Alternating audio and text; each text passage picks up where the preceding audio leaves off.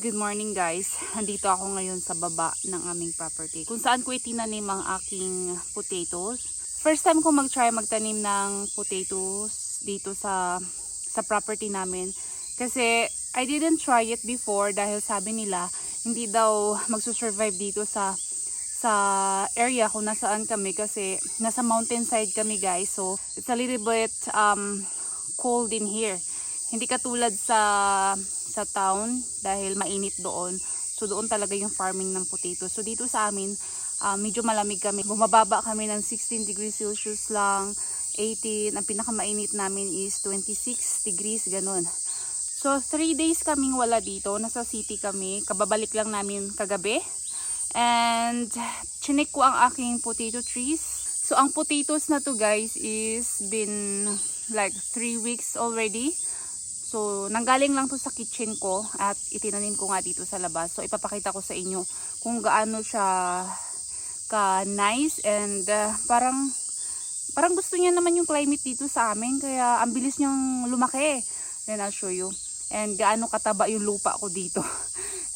And before that, I'll show you. Kumuha ako dito ng soil sa part ng aking small garden. And then, I saw some worm in here. Yan. Ang laki niya. Marami ako nakita. Tingnan nyo. So, it's indication na pag may mga worm ka na ganito, kung gaano kataba ang inyong lupa, guys. Wala akong nilagay dito na fertilizer. Since tinanim ko yung potatoes dito, wala akong nilagay na fertilizer. Ginawa ko lang to, hinukay ko lang yan, and then ginawa kong garden bed, ganun.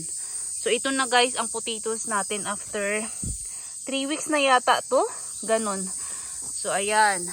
Ayan, 6 yung nag-survive. Yung isa, hindi pa siya tumutubo.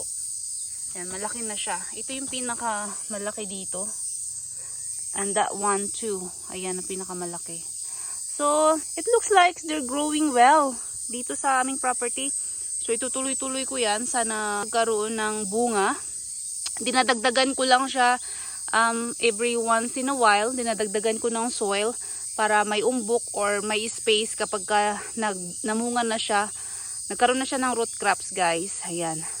Yan lang ginagawa ko. Dinadagdagan ko lang siya ng soil. Wala pa akong fertilizer na in-apply dyan. And that's it. Yan lang gusto kong i-share sa inyo na tumutubo rin yung potato dito sa aming location. We're in the high elevation. Nasa mountainside kami. 4,000 feet below the sea level. Ayan. Alright.